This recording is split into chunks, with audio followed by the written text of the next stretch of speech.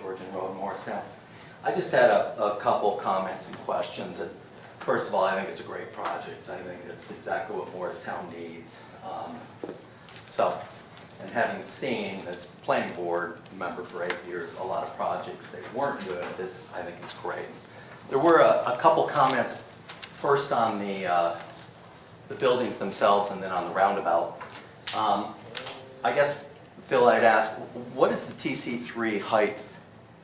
I think you said this is in the TC3. Yeah. I know it's a redevelopment, but... Yeah, that's a good question. So in the master plan, the TC3 was the same thing essentially as this, what used to be CBD2, which was 6 stories. Okay. That was now brought down to 5 in most places.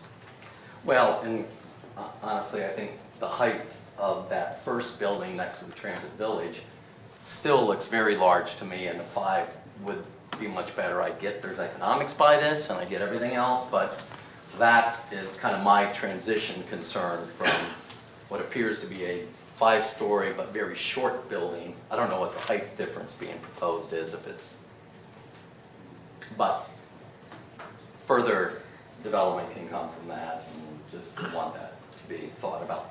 The other comment, and I'll kind of piggyback on the gentleman that was just up here, I love this project and I think it's great, but it is pulling something from Morristown, particularly somebody that lives on the edge of Morristown that drives in to pick up his Chinese, pick up his Macho Nacho, go to the liquor store at this place, and I no longer have a place to easily pull in, pop in, get my stuff done, and head back to my house.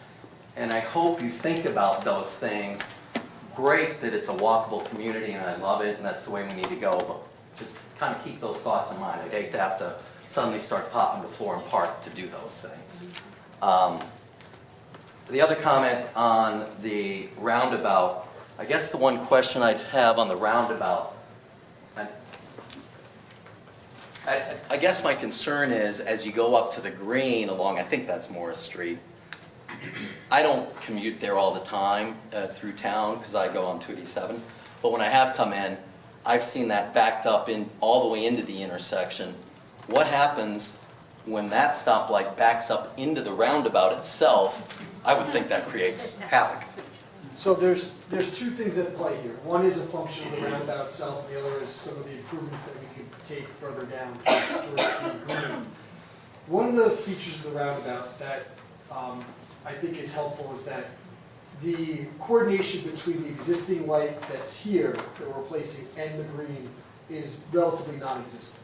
So there can be time periods where the light at the green is green and the traffic hasn't gotten to that intersection because this light is red, and vice versa. So you basically have 2 lights that don't really work too well together. And what you end up having is when Morris Street, Spring Street light turns green and cars head to the green, and the green's being used a ton of time, head to the green, you end up with this huge surge of traffic, then all of a sudden hits the red light again, and then waits, and then goes through.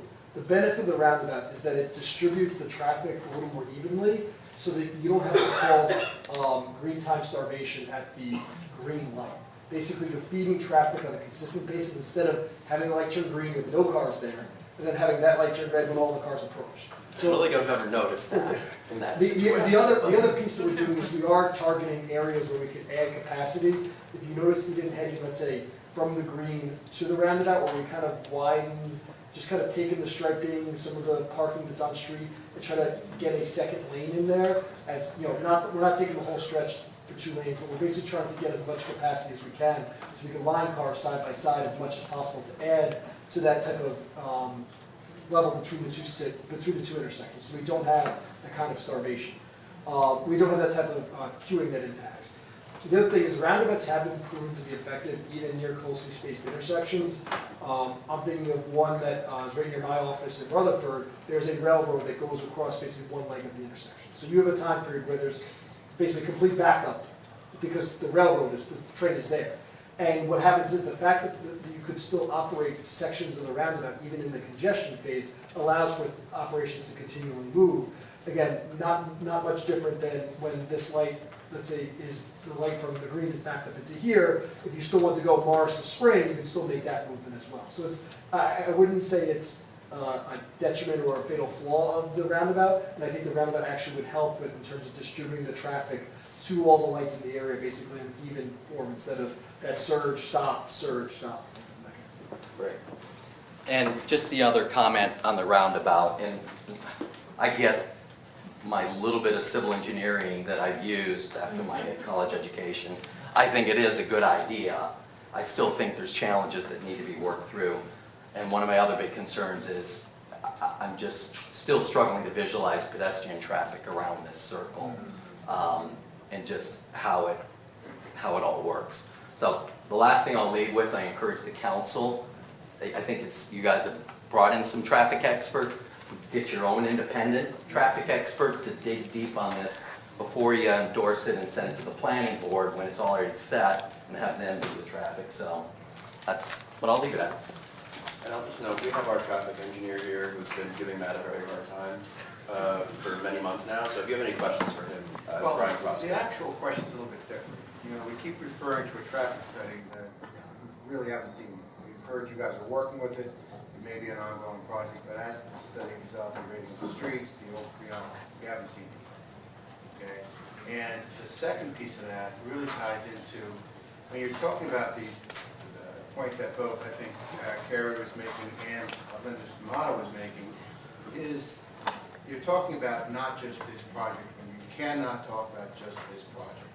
You have to talk about the cumulative effect of multiple projects that are going to be going on in this area, and you also have to also understand that the impacts, as Ken Hoffman was pointing out, are going to go from this site all the way over to the entrance to 287 North on Lafayette. Why aren't we basically relying on the testimony of our traffic expert as opposed to the expert that's working for the developer who's working tangentially with our traffic engineer? Why aren't we hearing the testimony from that person instead? So a couple things, we can do that, we can provide that. I want to warn you, in terms of city planning and in terms of dealing and changing with urban environments and traffic networks, that we can quickly run afoul of an analysis paralysis. If we want to solve the problems of the whole town at one moment, if anybody tells you they're going to be able to do that, they're lying to you. But part is by using one common consultant instead of every developer coming back to this town with a different view. Like I said, Why not use one consultant? That was one of the He's things here. we discussed when He's we actually were adopting the traffic plan in the first place. He's here. And then what you're doing is it's somebody with common knowledge of all the projects going on and what the possibilities might be for development in this town. Yes. So the reason why Matt, Mr. Seckler, was the one to speak is because really he's developed an expertise in roundabouts, believe it or not, statewide, and there's a few different places he's doing it. We had the engineer, Mr. Penke, who was here last time, who's been with the hospital. He's reviewed these counts and to sort of peer review internally on their side. We have our engineer, Brian Proska, here from TPD. If he can provide you, he's not prepared to do it today, but he can provide you a detailed analysis of what he went through and the changes that they made. This has been vetted. What you're seeing here is a refined version that he's presented. The only reason he's presenting it is because, really, they prepared the graphics and went through this. But we could have Brian at the next meeting. Okay. What is the margin of error on the estimate time that was given to us? Because I think that's very important. And the timings that we're giving were great. We want to know that it's pretty accurate. Right. Yeah, so again, obviously, the analysis is based on the existing traffic volumes and projected traffic volumes, in addition to how the model works. There's obviously a range of, if there is an accident on 287 that's causing backups into town, you're going to see, in both cases, a lot higher increase in travel delay. If you're going out there on, next week when everyone goes on vacation here, both ones will have much lower levels of traffic delay. What we see out there is, in terms of the analysis, I think that in terms of that percentage, I think you're looking at something that is fairly accurate. Now again, the range of, whether it's, 11 minutes now and 9 minutes in the future, could be 13 minutes now and 11 minutes in the future. I think it's really, the difference is basically pretty consistent in terms of what the analysis would show. It's just that your starting point really is based on what day you're driving out there. Well, I have a follow-up to the traffic. So you presented us certain routes and you had a few calculations. To me, that just, first of all, I think this is great and it's really wonderful to be working on this project. But I do have some traffic concerns and questions.